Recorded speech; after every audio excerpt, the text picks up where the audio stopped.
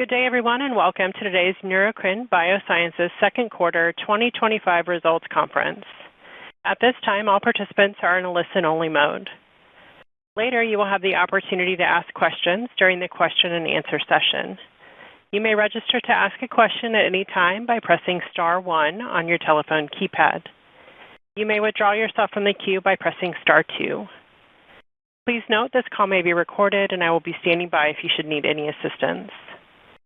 It is now my pleasure to turn the conference over to Vice President of Investor Relations, Todd Tushla. Please go ahead, sir. Thank you, and happy Wednesday, everyone. Welcome to Neurocrine Biosciences second quarter 2025 earnings call. With me today are Kyle Gano, Chief Executive Officer, Matt Abernethy, Chief Financial Officer, Eric Benovich, Chief Commercial Officer, Ivy Roberts, and for one first time as Chief Medical Officer, Sanjay Keswani. During today's call, we will be making forward-looking statements. These statements are subject to certain risks and uncertainties, and our actual results may differ materially. I encourage you to review the risk factors discussed in our latest SEC filings. After prepared remarks, we will jump into Q&A. I now turn the call over to Kyle. Thank you, Todd. Good afternoon, everyone. We were especially pleased with our standout second quarter that delivered high double-digit growth, which showcased our diversified revenue profile and highlighted the organization's ongoing evolution. From a commercial perspective, our INGREZZA-based business continues to post solid growth, and we are excited by the strong early performance of CRENESSITY. For INGREZZA, our strategic investments to enhance payer access led to another record of new patient starts and TRX for the quarter, further strengthening our leadership in the VMAT2 class. We remain confident that these market access initiatives will continue to drive long-term growth for the INGREZZA franchise. For CRENESSITY, we once again outperform internal expectations. To date, CRENESSITY has been well received by both patients and prescribers, underscoring the significant unmet needs within the classical congenital adrenal hyperplasia community. With a strong product profile across efficacy, safety, and tolerability, we believe CRENESSITY is well positioned to become the standard of care for patients with classical CH and has all the attributes to be Neurocrine's second commercial blockbuster. Coming off a successful Endo conference this month, I'm reminded how far we've come. In fact, it was back in March of 2015 at Endo that we first presented proof of concept data in CH with a CRF receptor antagonist. This year, over a decade later, I had the opportunity to meet directly with clinicians in the field, which gave me an even deeper appreciation for the impact we are making for CH patients and for the importance of the work we do every day at Neurocrine. Putting patients at the center isn't just a guiding principle, it's what drives meaningful progress. It goes without saying, we're deeply grateful to the patients, their caregivers and families, and the investigators who made this progress possible in partnership with the Neurocrine team. We look forward to our continued collaboration. Turning to the clinical pipeline, we believe we have one of the industry's deepest diversified neuroscience-focused pipelines. I would like to welcome Sanjay Keswani, who officially joined us in June as our Chief Medical Officer. He joins Neurocrine at an exciting time as we have initiated multiple phase 3 programs within a single calendar year, with both osavampator and NBIX enrolling patients in registrational studies. At our upcoming R&D Day on December 16th, we look forward to sharing additional data from both programs, as well as our perspective on the psychiatry portfolio and progress in our R&D transformation. On the preclinical front, our R&D engine, led by Chief Scientific Officer Jude Onyia, is advancing internally discovered biologics candidates towards the clinic, which further diversifies our mechanistic approach to address a broad range of diseases aligned with our expertise and strategic focus. Overall, I'm pleased with our performance in the first half of the year. Looking ahead, sustained revenue contribution from both INGREZZA and now CRENESSITY will enable us to further invest in advancing and expanding our pipeline, and importantly, helping more patients than ever before and solidifying Neurocrine's position as a leading neurology-focused enterprise. With that, I will turn the call over to Matt. Thank you, Kyle, and good afternoon, everyone. Neurocrine's evolution into a multi-product growth company was underscored by $682 million in net product sales during the second quarter, representing 17% year-over-year growth. We expect the profile of both CRENESSITY and INGREZZA to drive meaningful revenue growth and generate significant cash flow over the coming years, positioning Neurocrine to become a leading CNS company. Crinecerfont grew sequentially from $15 million in Q1 2025 to $53 million in Q2 2025, reflecting strong early adoption by CAH patients and clinicians eager for better treatment options. Although only 6 months into launch, we are quite encouraged by what we're seeing in terms of steady new patient starts, greater than 75% of all dispensed prescriptions being reimbursed, and overall positive anecdotal feedback on product performance.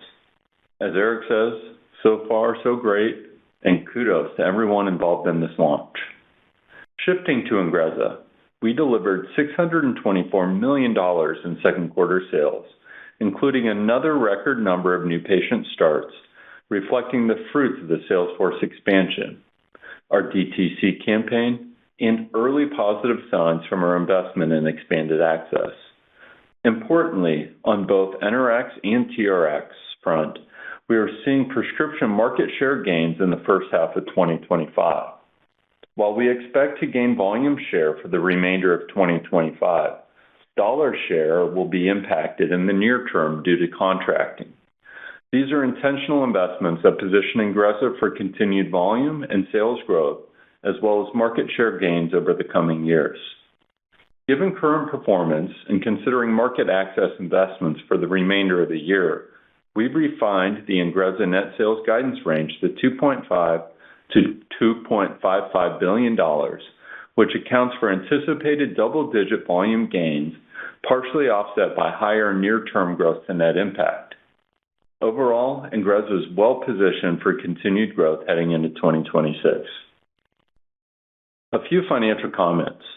Our capital allocation priorities remained intact: drive revenue growth, advance our R&D programs, enable business development, and return capital to shareholders. Our progress in the first half of 2025 reflects these priorities with the strong launch of Crinecerfont, continued INGREZZA growth, and the initiation of our 2 phase 3 programs for osavampator and MDD and muscarinic schizophrenia trials. We have increased SG&A GAAP and non-GAAP operating expense guidance by $25 million to support continued Crinecerfont and INGREZZA sales growth, and we expect SG&A leverage throughout the second half of 2025.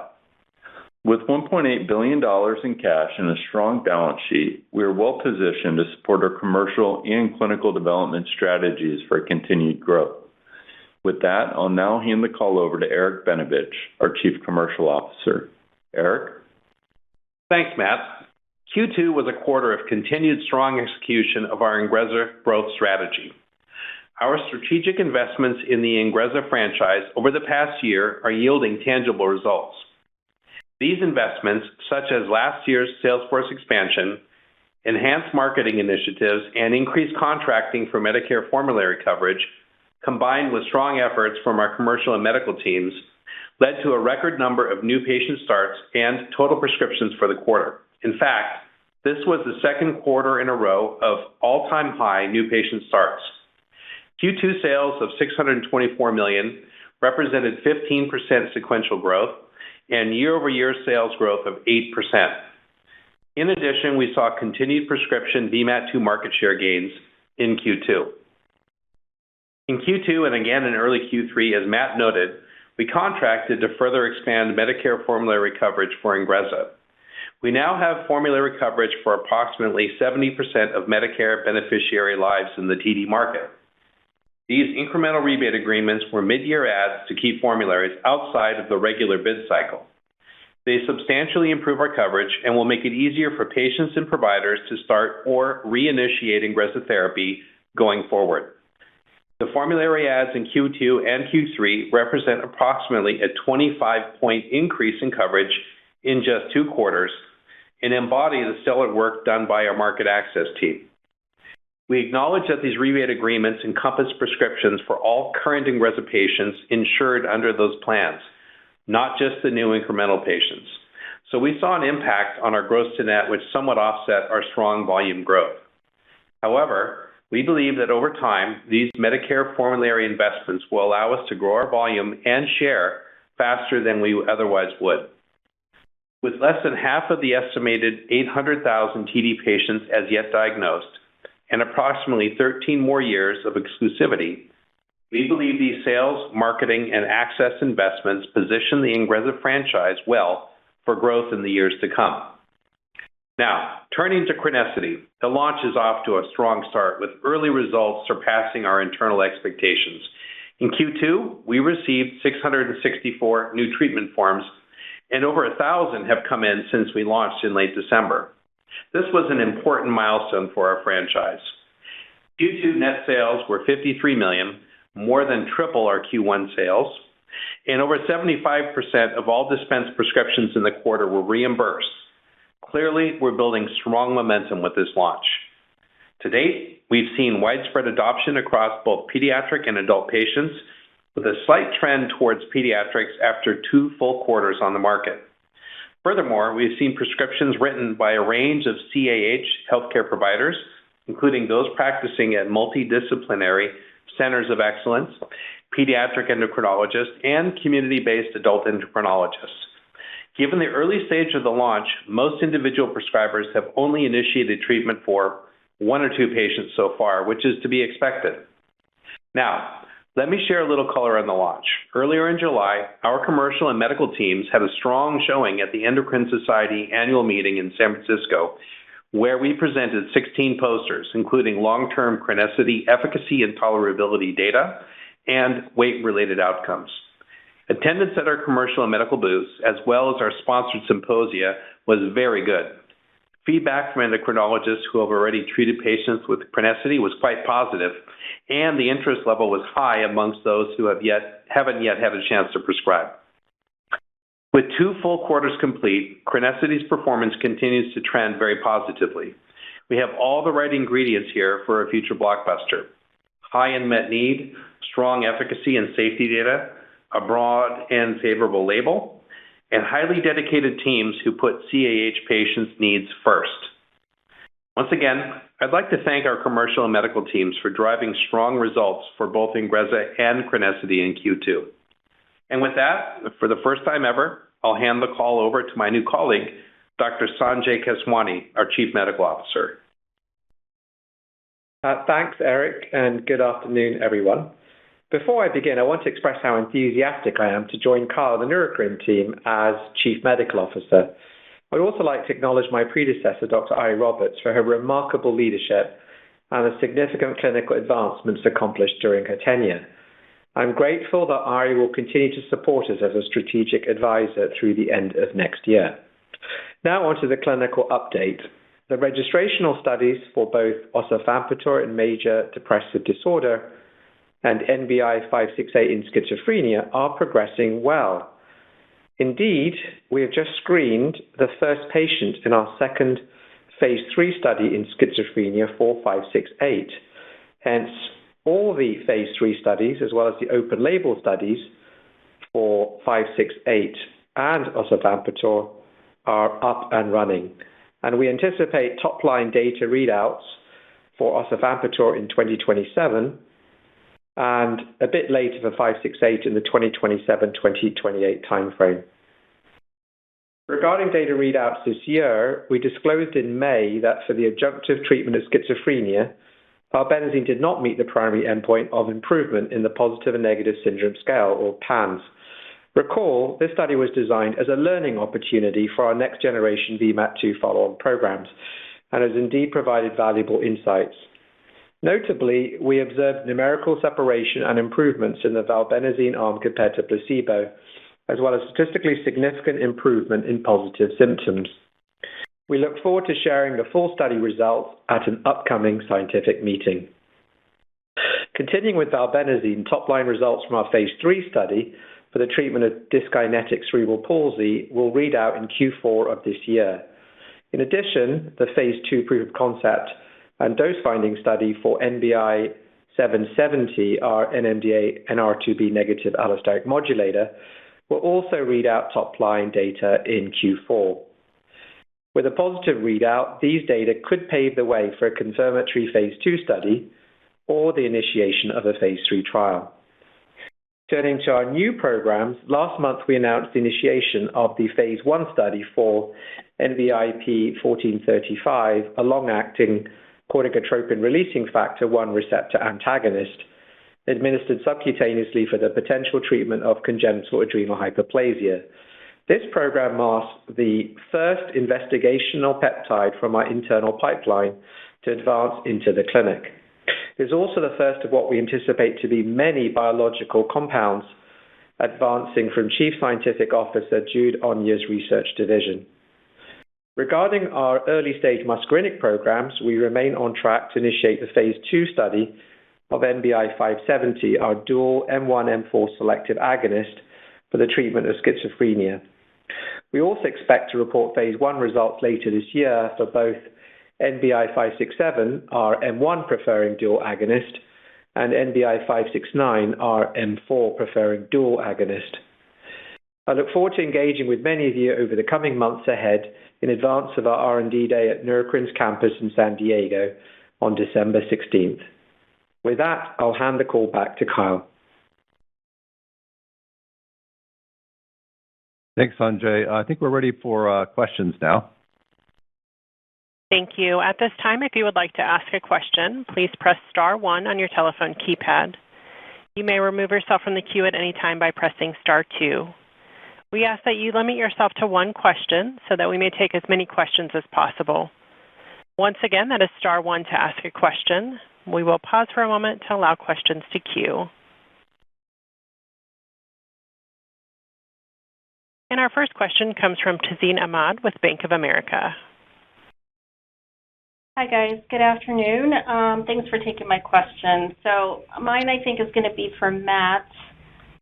Matt, we know that you're super detail-oriented, but taking that into account, you're narrowing the top end of guidance by $50 million, and we've still got half of the year left. And, I fully appreciate the comments that you made about having mid-year ads and improving access on Medicare. But I guess, how are you triangulating that level of certainty, and is that number potentially up for future adjustment as the year progresses? Thanks. Yeah, thanks, Tazeen. It really comes down to the contracting and where net price was coming into the year. As you mentioned, I am detail-oriented, and so I never like to have anything change throughout the year, but that's not the case of our business. It's very dynamic. And on the pricing front, we had assumed a flat pricing coming into the year based upon the contracting in place. But throughout this year, we've been able to pull forward actually some major programs in contracting from 2026 into 2025. So from a pricing perspective, we went from flattish pricing expectations to call it negative 5% price decline for the year. And so I think that should help triangulate where the guidance range is at. From a volume perspective, kudos to the team. Record numbers of TRX, record numbers of new patients, double-digit volume growth. So on the volume side, everything is going well for us as well as in the marketplace. This adjustment down on the top end really comes back to a change in assumption around pricing. We'll move to our next question from Phil Nadeau with TD Cowen. Good morning, or good afternoon. Thanks for taking our question. Congrats on the chronicity number. It does seem to be launching much more quickly than most of us had anticipated. Can you talk about the dynamics you're encountering at the clinics? In particular, were there any boluses of patients added to chronicity during the quarter?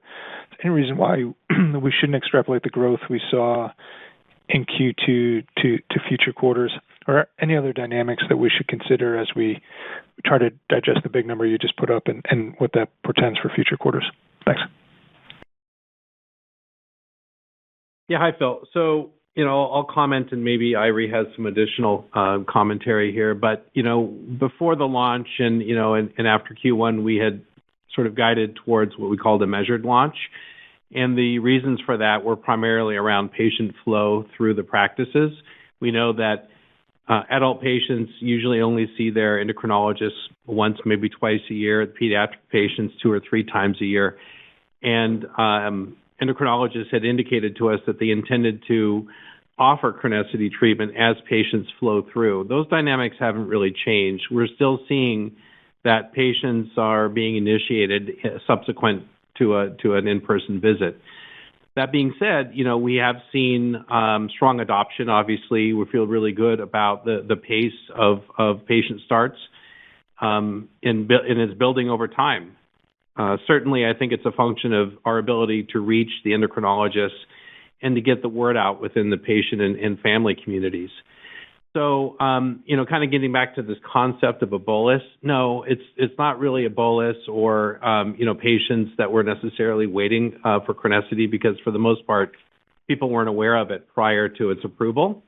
But we have seen what I would describe as very steady and consistent adoption. And certainly, we view the activity that we had at Endo as sort of another booster for us in terms of being able to accelerate that awareness within the endocrinology community.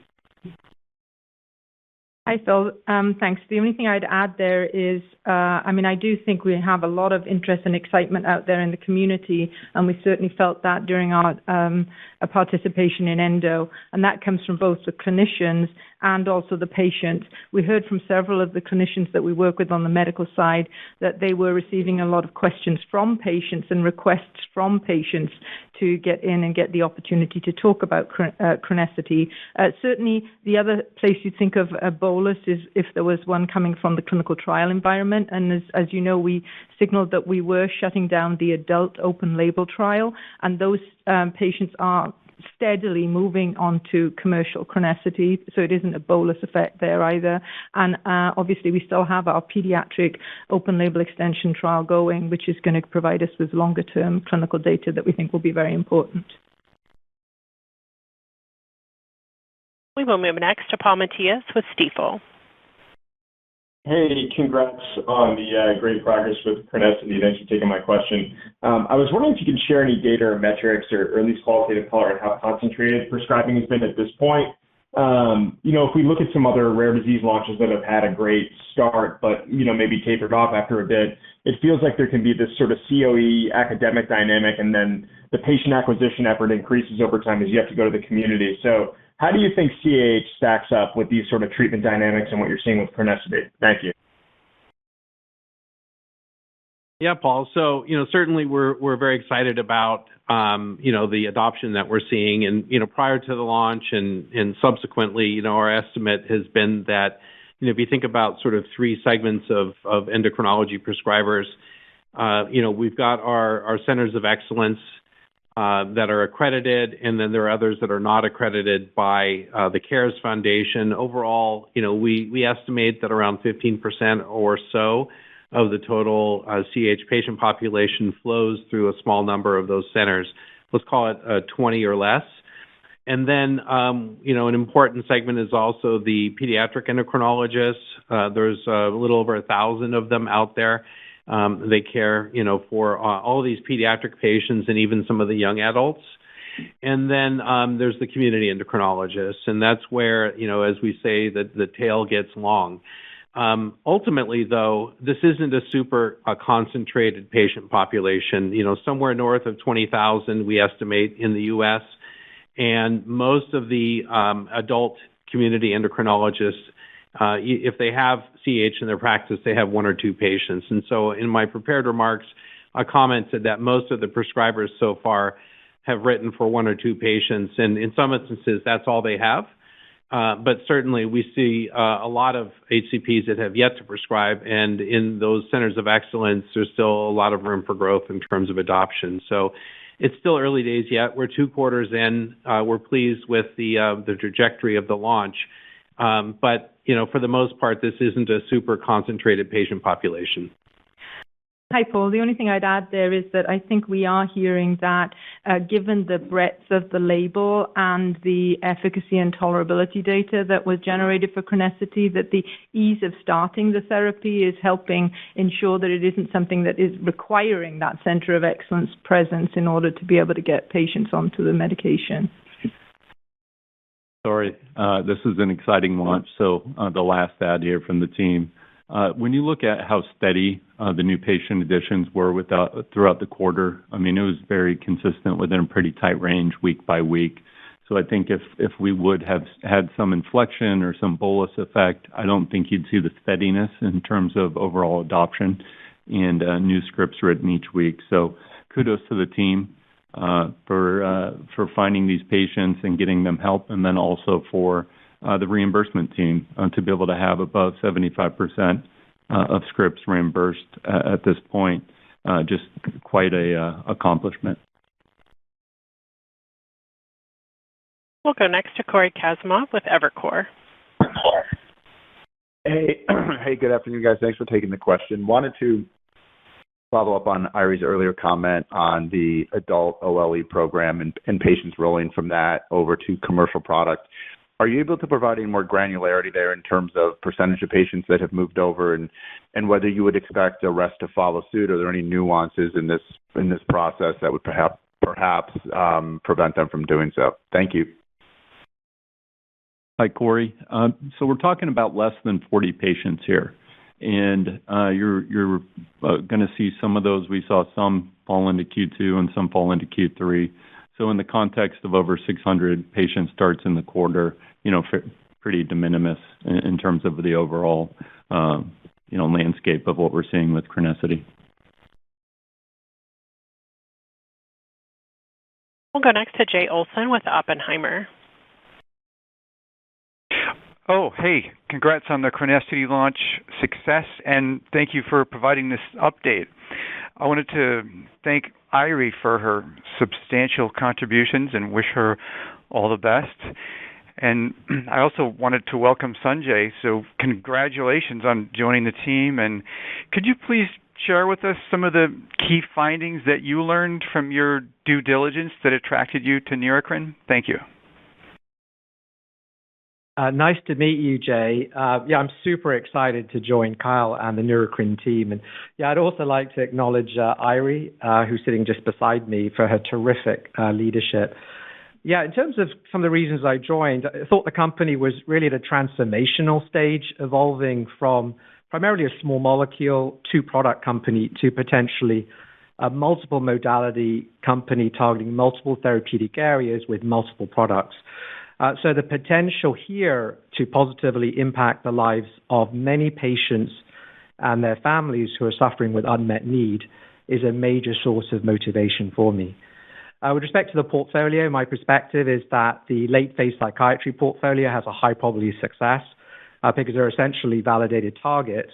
And I'm also really excited by our large early-phase portfolio, which largely comprises large molecules such as bispecifics, antibody-drug conjugates, and peptides, with many of these programs having transformational potential.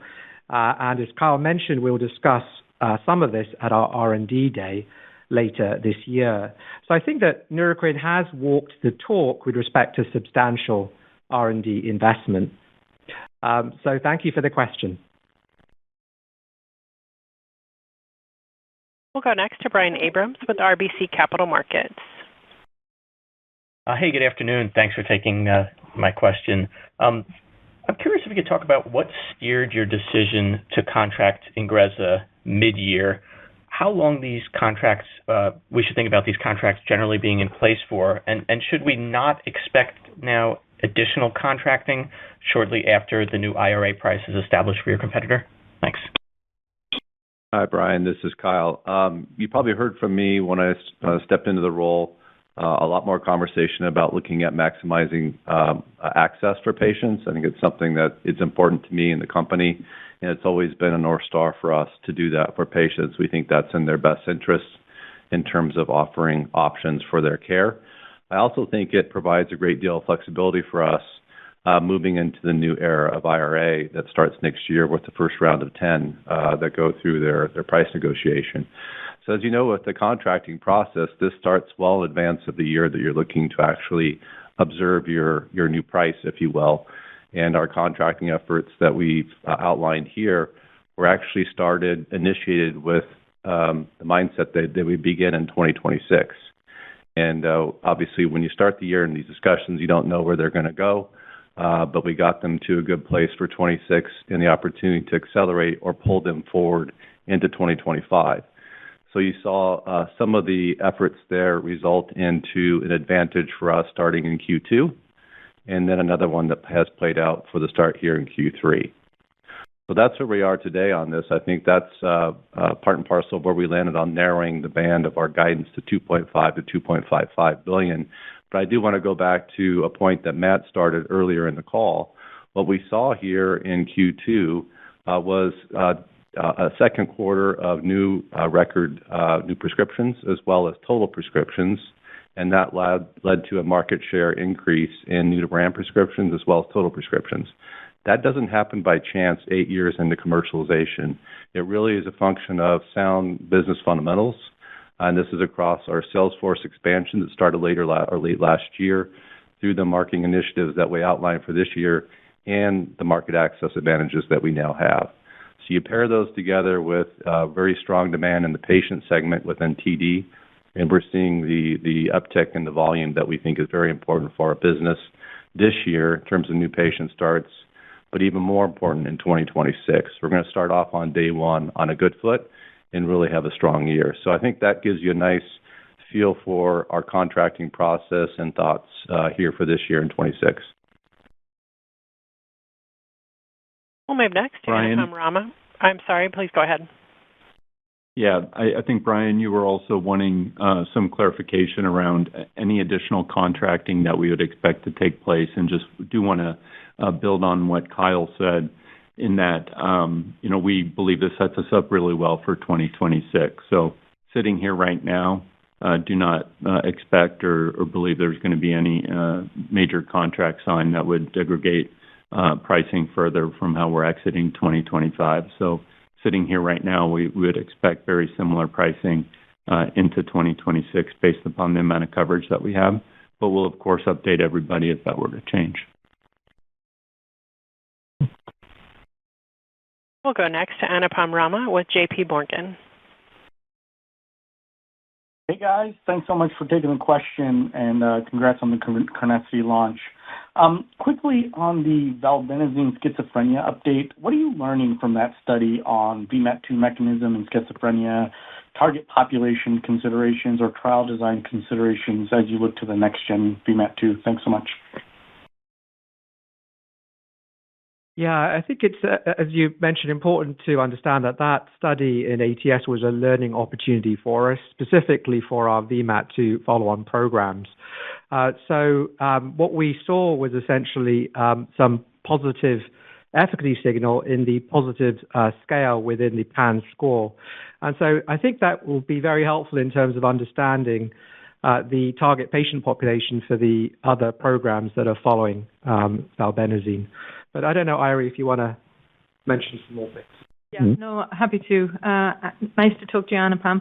I think the first thing to say was it was a well-designed, a well-controlled, large study. So actually, I think we were very pleased with the level of the data and information we were able to get out of the study. So that was a good thing. Secondly, I think it's really helpful that it confirmed in a larger population of 400 patients the safety and tolerability profile that we knew was there for valbenazine, but it's good to see it in these more acutely unwell individuals.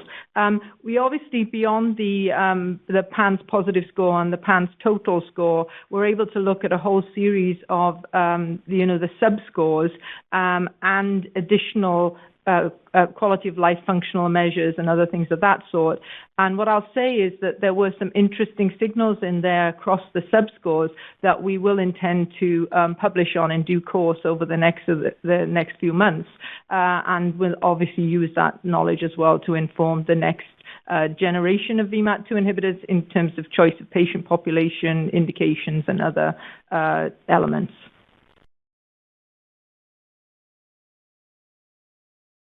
We'll move next to Brian Skorney with Baird. Hey, good afternoon, everyone, and thank you for taking the question. Also on Crinecerfont, congrats on a really strong quarter. I was hoping you could maybe give us a little more detail on the derivation of that figure. Is there any inventory dynamic in this quarter, and can you disclose the number of filled prescriptions represented here? It just seemed hard to calculate more than like 2,000 TRX in the quarter, given the patient start forms and reimbursement numbers you gave us, which puts the net TRX somewhere in the high 20,000 range. I guess, are we in the right ballpark with those numbers? And how do you think about pricing going forward, both on sort of gross to net and mix of adult and pediatrics? Thanks. Yeah, Brian. On the inventory front, because I've seen some notes on this, but on the inventory front, what we had in the quarter was a build of around $5 million. So that's just reflective of growth in the channel as the scripts continue to grow. As we've said before, very consistent demand throughout the quarter. Very good job from our pharmacy getting patients ultimately on therapy, and gross to net so far has largely been on the heels of copay assistance as well as some distribution fees and costs. And like we've said, haven't been at a place of contracting yet. So good job to the team so far.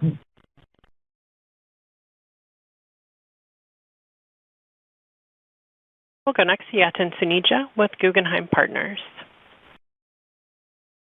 Hey guys, thank you for taking my question.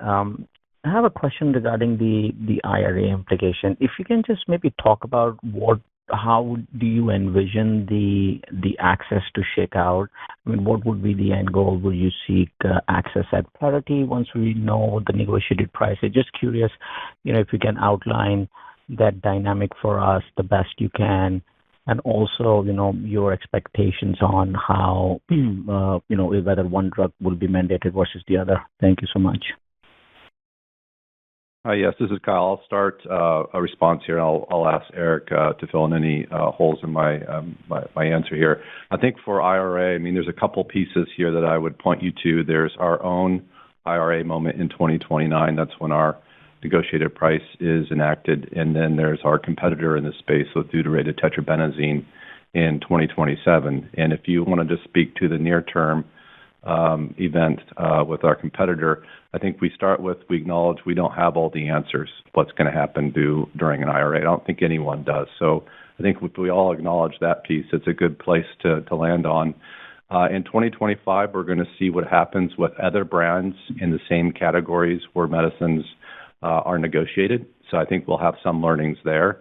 And then the third piece I'd point out is, our goal here is to maximize the number of patients on Ingrezza. That's part of our maximizing our access strategy here.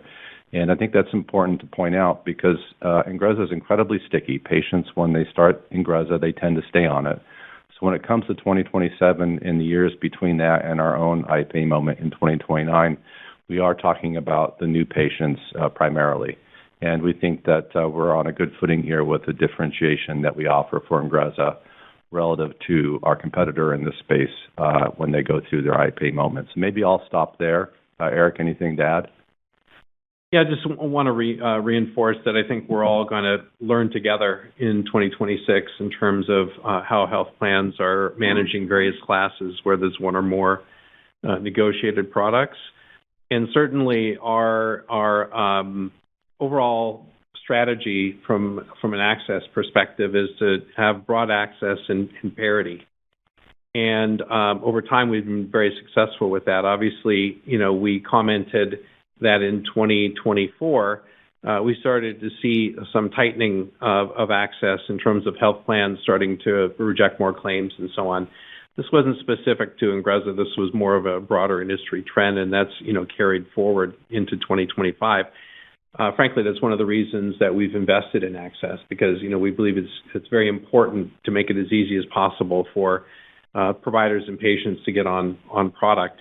And certainly these increased investments that have led to a higher proportion of covered lives in Medicare sets us up well for 2026 and beyond. So, we're going to very carefully monitor the environment, but ultimately the goals don't change. We want to help patients. We want to make it available. And how we go about doing that is probably going to evolve over time.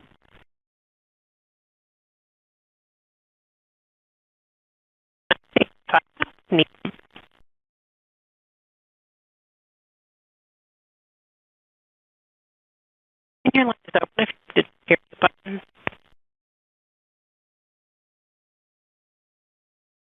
Hey, Jess, are you there? I heard you break. There you go. Hi, Ami. Yes, your line is open. I couldn't. Okay, great. Thanks for taking my question. A question on Crinecerfont. can you give us a sense of the penetration across the different segments of the market from a physician perspective that you've talked about? And you mentioned that at present, mostly physicians have one or two patients on treatment, and that is likely to evolve over time. How long do you anticipate physicians, sort of limit to maybe, a handful of patients before they feel like they have enough experience with the treatment to start to expand that? Thank you. Yeah, so I'll kind of go back to some of my prepared remarks. We recently crossed an important threshold of having over 1,000 NRXs submitted, treatment forms submitted into our patient hub, and most endocrinologists have only treated one or two patients so far. And the reality is, as I mentioned earlier, this is sort of a thinly spread population. Most of the adult endocrinologists, if they have any classic CAH patients in their practice, they might have one or two. So in some instances, they've treated all the patients that they have. However, especially within pediatric endocrinology and in those centers of excellence, there's still a lot of untreated patients. And so we have a long way to go, frankly, in terms of adoption. It's still 2 quarters into a launch.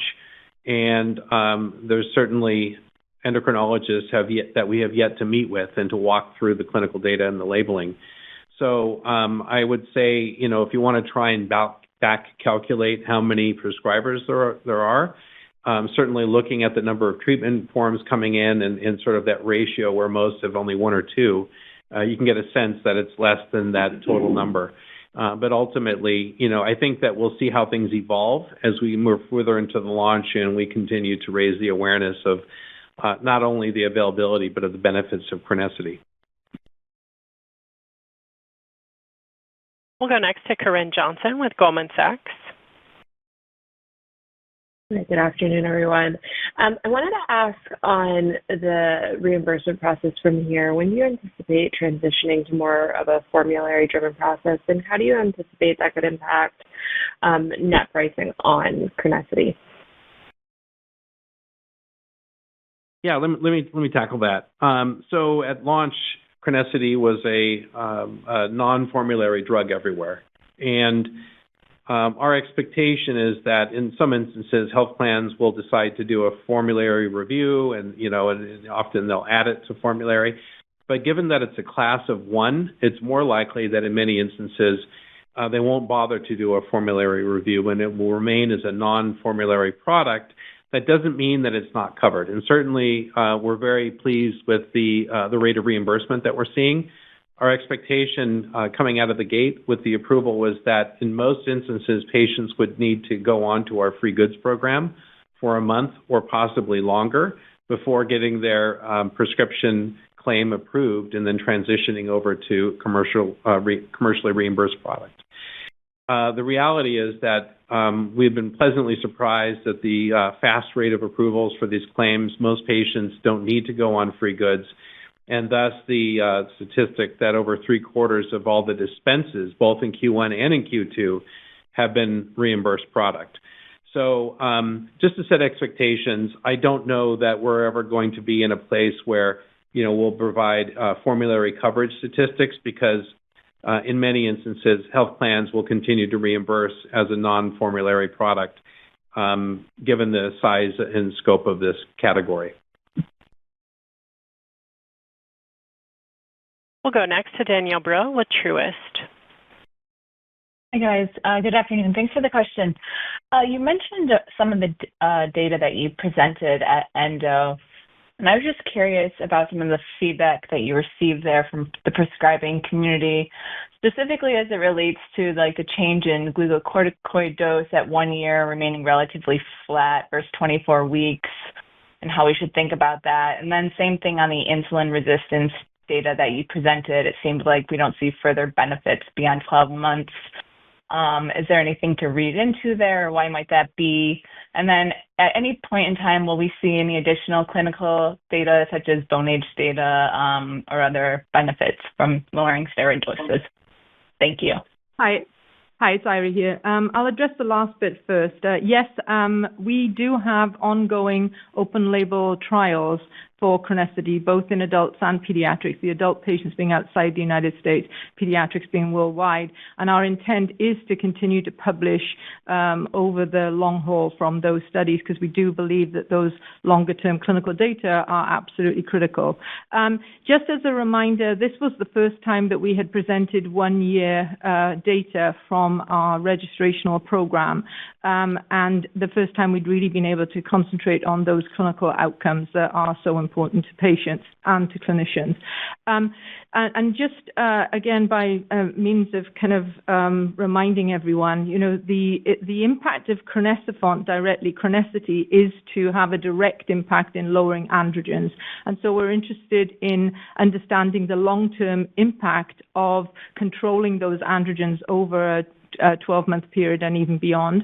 And then secondly, as a result of that reduction in 17-OHP, ACTH, and androgen levels that we're able to achieve directly with Crenessity, we are able to reduce the steroid dosing in these patients from the superphysiologic doses that are required to control the disease in the absence of Crenessity.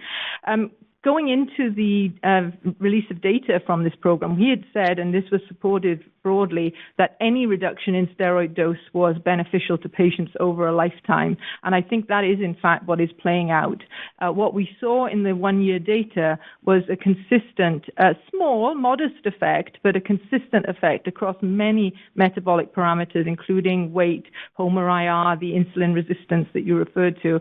And, that is a clinically beneficial change that we saw there that results in a potential for improved outcomes over a lifetime for those patients. So it's extremely important. We also saw changes in scores such as hirsutism scores in females, which are important in terms of looking at the direct androgen effect.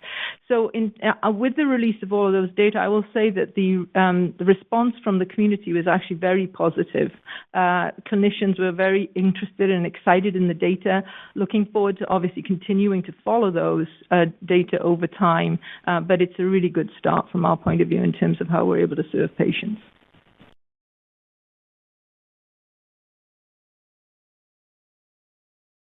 We'll go next to Mohit Bansal with Wells Fargo.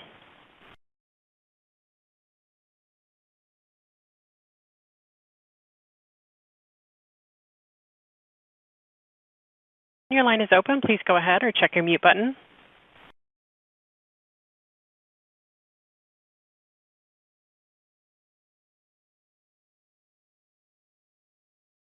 I guess we'll catch Mohit on the flip side. Can we go to the next one, Jess?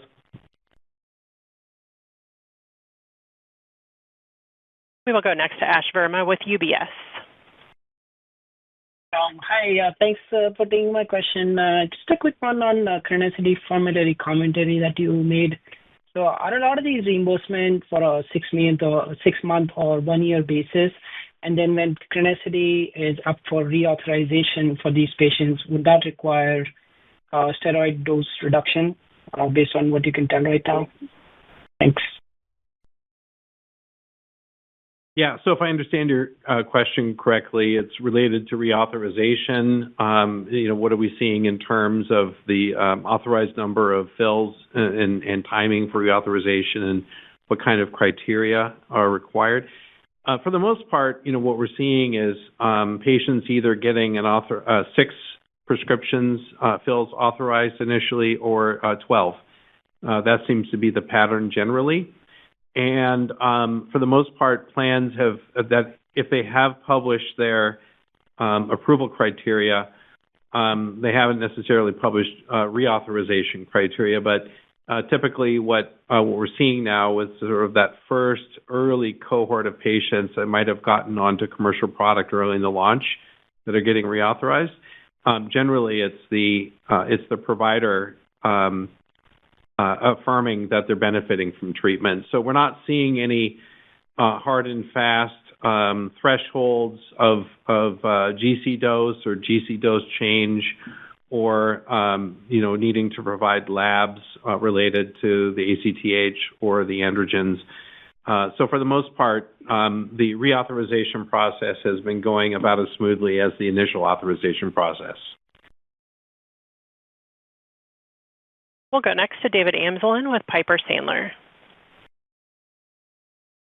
Thanks. So I had a question on the muscarinics in the pipeline, particularly the M1, M4 agonists, 570. So I'm sure you're watching Bristol's work with Cobenfy with significant interest. And what I wanted to ask is, to the extent that the ADEPT-2 study in Alzheimer's psychosis reads out favorably later this year, how does that play into your development plans potentially to get more aggressive with the advancement of 570, say, in AD psychosis or potentially other indications? I know you have the schizophrenia study enrolling, but how are you thinking about that more expansively, just given its mechanism and that it's precedented by another M1, M4 that's on the market? Thank you. Great. Yeah, so we are watching Cobenfy's data with interest. Of note, we have quite a robust muscarinic portfolio. So we have a number of M1 preferring as well as M4 preferring agonists, and as you mentioned, a dual M1, M4, 570. So we have a number of choices in terms of which ones we take to various indications.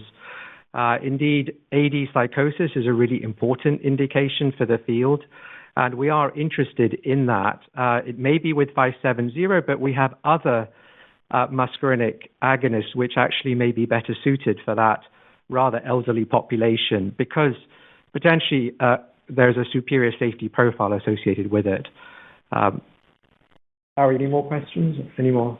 No, I think that was well said. And just to pick up on what Sanjay said at the end there, I think one of the things that obviously we're watching the Cobenfy data very closely, but we do believe that the direct agonist approach here without the need for an add back, particularly in that older population, could provide an opportunity for differentiation if we were to go forward. We'll go next to Mark Goodman with Leerink Partners. Yeah, Matt, just to confirm this negative 5% Ingrezza ASP comment for the year, is this a full year impact? Because I'm kind of assuming that the second half's lower than the first half for ASP. So when you say there's no change for ASP in 2026, are you referring to the full year ASP, or are you referring to where you actually are kind of ending the year, which is lower than kind of the average for the year, if you understand my question? Thanks. Yeah, regarding the 2026 it's a trajectory comment. How we're exiting the year in 2025 would be what you would expect to continue into 2026. So appreciate that clarification.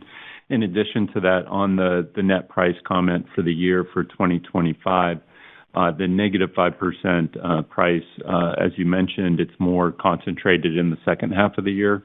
So that was a full year commentary. So it is safe to assume that the price headwind is a bit more in the second half as compared to the first half. But with that said, I think you take a step back and you look at the volume gains that we expect to have, and it's just an incredible market, and feel like we're really well positioned with these formularies to continue to grow and build the market.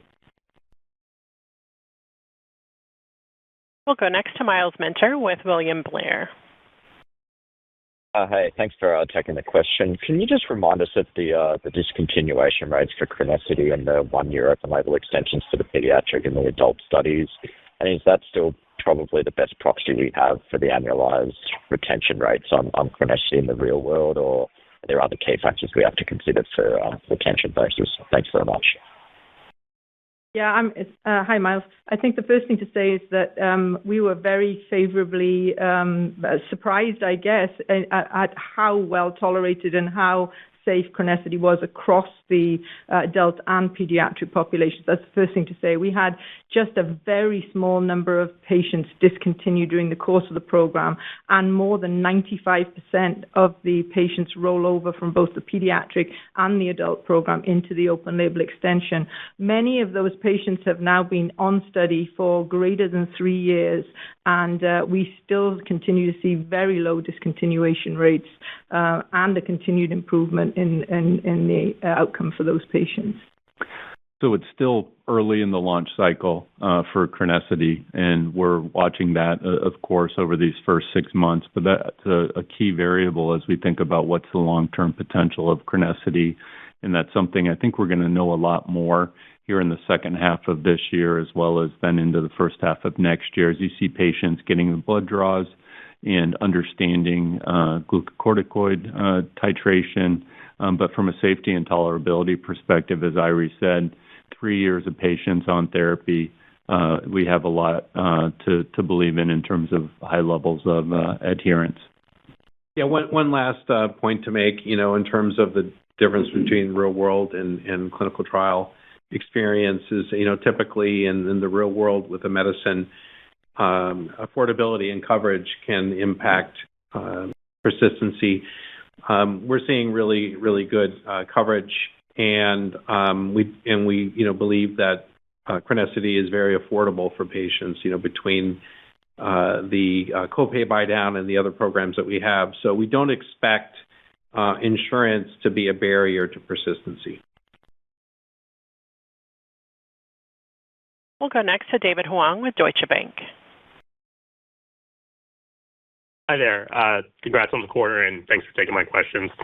So first, I just wanted to ask, in terms of Ingrezza, so a competitor, Teva, reported this morning, I believe they raised their guidance for their product, Stedo, for the year. Is there anything to maybe read into that as pertains to the relative growth of Ingrezza versus your competitor this past quarter and market share in terms of dollars? And then just quickly on CAH, I think you talked about 20K prevalent patients in the U.S. Do we have a sense of what percentage is regularly followed in clinics, maybe from things like medical claims data? Thanks a lot.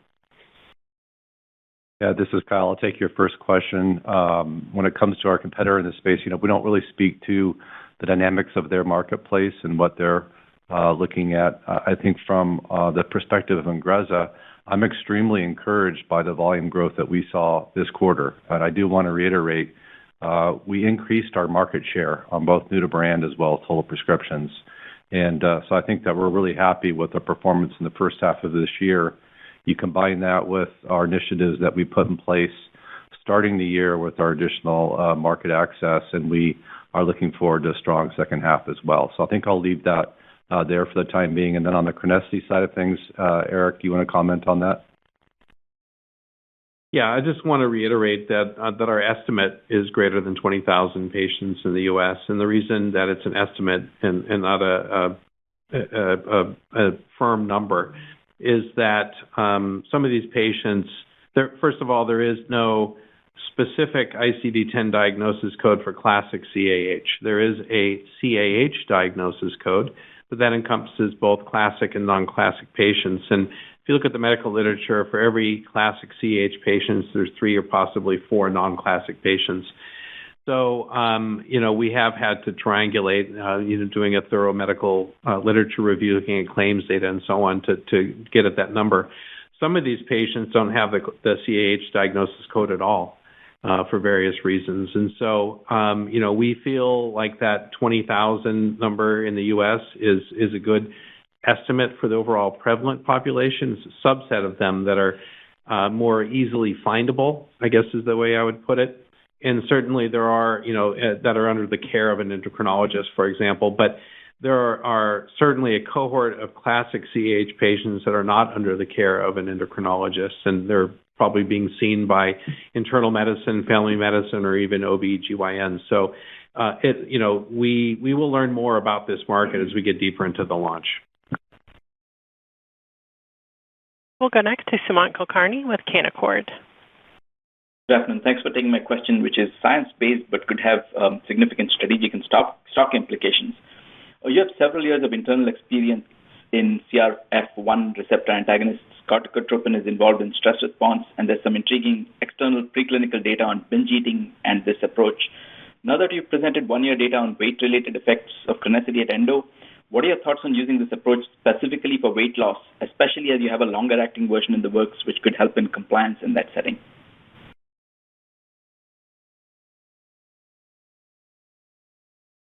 Yeah, we're clearly very encouraged by the data that we saw from the 1-year readout recently at Endo for Chronicity. And as you can probably imagine, we have a wealth of knowledge about CRF1 antagonism and CRF biology here at Neurocrine.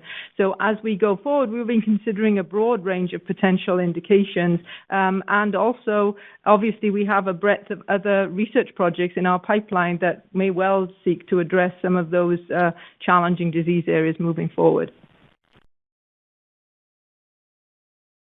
We'll go next to Sean Lehman with Morgan Stanley. Hi, this is Michael Riad on for Sean Lehman. Thank you for taking our question. For Ingrezza, could you comment on the current volume split between the neurology, psychiatry, and long-term care channel? And regarding the double-digit volume growth you expect this year, could you provide any more color on respective contributions to that volume growth from the respective channels? Thank you. Yeah, I mean, what we saw was strong growth really across all three of the business segments. Overall, psychiatry accounts for about 60 or so % of our volume and 65% maybe, and then the balance is split, between the other two segments pretty evenly. But all of them are growing at approximately the same rate, so we're really pleased with the overall growth trajectory for the franchise. We'll go next to Laura Chico with Wedbush Securities. Thanks very much for taking the question. On Chronicity, I wanted to dive into a little bit more about the cadence of prescribing and kind of just clarifying one, have the majority of patients transitioned from studies to paid script status at this point? And as we're thinking about increasing breadth of prescribing, I guess, is there kind of an upper limit as to how many patients physicians are going to be able to manage on Chronicity? I guess, is there any capacity constraints that you can share? Thank you. Yeah, we don't see any capacity constraints in terms of managing patients on Chronicity. It fits right into how they're already being cared for, and we have a really good pharmacy partner to help with that. And so I'll leave it there.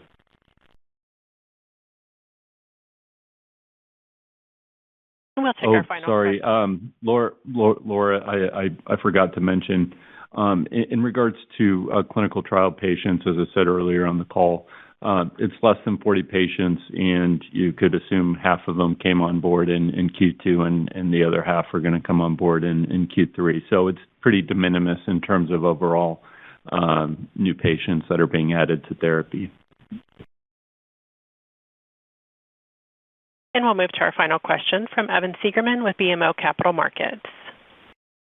Hi, guys. Thank you so much for taking my question. I wanted to touch on some of the thinking behind moving 568, into phase 3. I know the phase 2 trial, you didn't see a dose response. Maybe walk me through what you were able to get in the data to give you confidence in moving to this larger phase 3 program. Thank you so much. Well, I think we've discussed the merits of moving 568 into phase 3. I will mention here we do have an INN name, so I wanted to do a shout out to the team for putting that together for us for this meeting. It's Direclidine, so stay tuned on that. We'll be able to put that in future correspondence and releases out there. I think, again, I'll refer back to our phase 2 commentary around the totality of the data that we have. All doses worked in our phase 2, and for the dose that we selected for phase 3, we hit the primary endpoint, all the secondary endpoints as well. Very attractive profile overall from an efficacy, safety, and tolerability profile. We think that will differentiate quite nicely if we're able to reproduce those results in phase 3 relative to Cobenfy out there today. And that will conclude the Q&A session for today. I'll turn the program back to Kyle Gano for any additional or closing remarks. Thanks, Jess.